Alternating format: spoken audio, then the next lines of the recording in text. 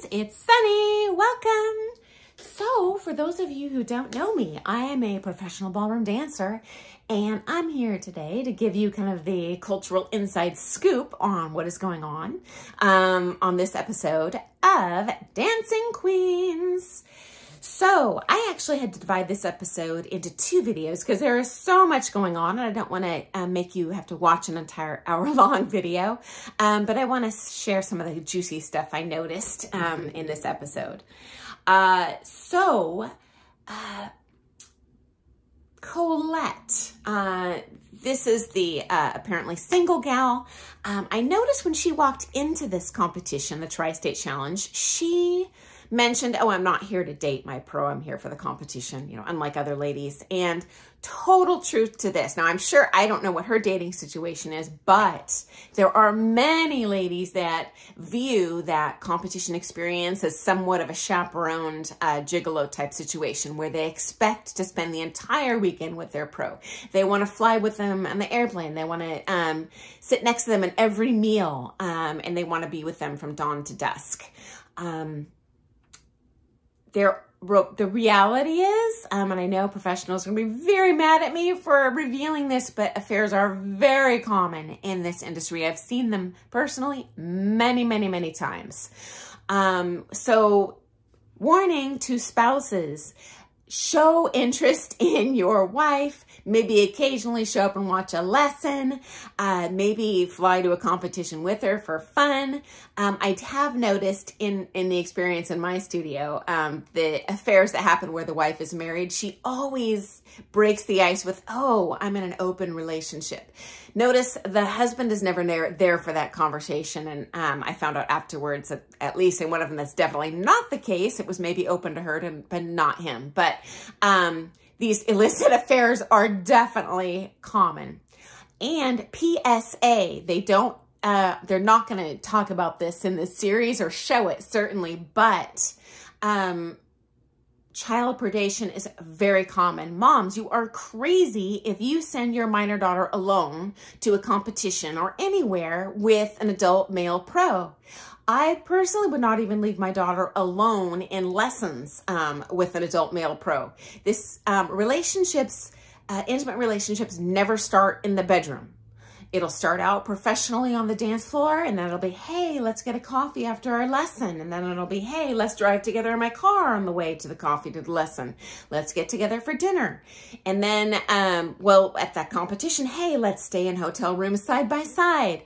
And it's a slow growing demon. So parents, do not expose your daughters to this. Now, dancing is a very healthy activity. There are many students with fabulous Safe Kids programs, but I'm not bringing this up if I hadn't seen it repeatedly. So, careful with your kids. Next, we have Sabrina. She's the brunette lady who just shifted from the adult A to the adult B category. I think this was totally scripted for the show. Her pro announces one day ahead of time that he is leaving for an entire week before the next competition. So no way this actually happened. I can tell you from my experience, as a professional dancer, as owning the largest ballroom dance studio in the country for 15 years, I was contacted at least monthly by talent scouts, networks who wanted to film reality shows with me in my studio. And when you sign a contract with the network, you have to commit in advance that you're not only going to show up on these dates for these filmings, but you have to be basically at the beck and call of your partner's schedule. So if the lady is in town and wants to dance, he would have been there dancing and not off on a family vacation in Mexico. So definitely scripted to create a little drama for the show. Secondly, as a professional pro-am dancer myself, I would never dump my amateur student one day in advance with no warning, a week before a competition. Here's why. First of all, that's a valuable client. If I'm not there to provide a service and they get frustrated enough, they'll switch to someone else who will, even if they're not as skilled of a instructor as I am. Number two, I, as a professional dancer, have a vested interest in my student showing the very best they can on the floor. And The student is not going to do that if you ignore them for a week before the comp. Not that your dancing is going to change and improve in a week, but just calming their nerves, working out little kinks, maybe doing a dress rehearsal on the costume to make sure there's no costume snafus. I do have many funny stories about costume snafus. I'll have to get into that in a different episode. Also, if you're interested in seeing maybe some of my costumes up close in the background on those, I have, gosh, over 30 of them. I'm happy to share that with you. But anyway, back to Sabrina. There's no way that this actually happened. He didn't leave. I'm sure he left for Mexico, or he would have been in that episode showing the drama in the lessons, but not real for the show. Next, Leonie. So Leonie is the lady who no-showed the Tri-State Challenge, their last competition. I'm still very interested if anyone knows why she no-showed. This is really unusual. They would have had that in their contract as well. I'm certainly hoping it wasn't a horrible family emergency, though in my experience, the reality TV show, the network, will accommodate you if you have a family emergency, like a death in the family. Maybe she didn't want to share that, and that's fine. Interestingly, she did mention, her pro mentioned that the next comp he selected is a smaller comp in Atlantic City. So it's possible she just chickened out, and they felt she wouldn't show well on the floor. I doubt that's the case, but that is possible. I also think it's interesting that all the other ladies' next competition, is in New Orleans. Now, they don't specify which competition it is in the program, but as an insider, I can tell you which comps those will be. So, the Tri-State Challenge was in early March, okay? That's in Stamford, Connecticut. This show wasn't broadcast for 2 months, so that tells us there's about a 2-month delay between filming and actually going through all the editing and broadcasting. So in many cases, we will not see the episode until after the actual event happened. So interesting point. The next comp in Atlantic City that Leonie's going to do, I guarantee it's going to be the American Star Ball. None of the other pros mentioned that, so my guess is Leonie's the only one that's going to do that, but I did think that was interesting. The other competitors are going to do, they call it the New Orleans competition. I can tell you, I guarantee that's the New Orleans Dance Sport Championships. And I believe that's May 18th through 21st. And so I'm wondering how long Leonie's going to be out for. Maybe she won't be very much in the next episode either. I have no idea. Insider tip.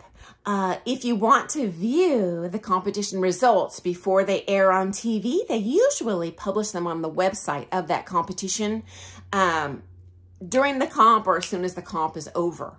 Now, maybe Bravo will make the competition remove that link so no one gets spoiler alerts, but I just checked, and the New Orleans comp still has their results link up. So if you want to see how they do this weekend way beforehand, you can check that out on, go to NOLADC and then scroll to the bottom of the page and click 2003 results in the red font, and you can look up these ladies and see how they placed against each other, possibly before you see the show Tuesday. That might be fun.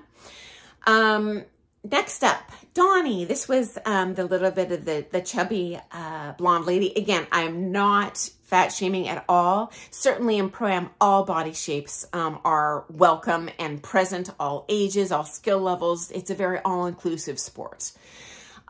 So anyway, I noticed after the comp, Donnie blamed her body shape for the reason for her not placing. And I do notice some people on the heavier side do blame their shape on how they placed. But honestly, I have never seen someone's shape penalized.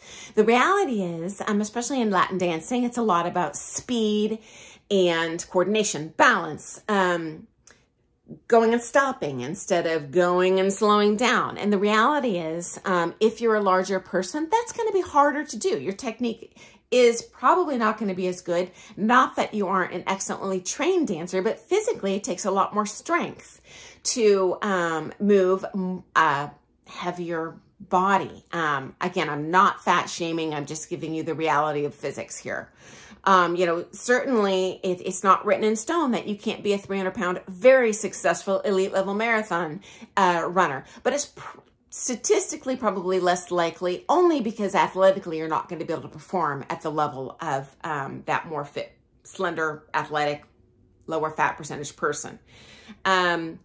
Again, I just want to reiterate, all sizes are welcome in this sport and present in this sport. There's going to be ladies out there much larger than her. She will not be outclassed. Obviously, she's a beautiful lady, but I did notice her blaming her weight for her placement. And from the dancing I saw, that was not the case. She just lacked the speed of the other dancers and was a little less flexible. Another element of dancing is flexibility. The more muscle you have, muscle is not naturally a flexible part of your body. The more you have to work on that flexibility to achieve that. And when you're bigger, you're going to have more muscle. So that's going to be a little bit harder as well. Not a hurdle that you can't overcome, but it's going to mean that she's going to have to work a little bit harder than some other dancers.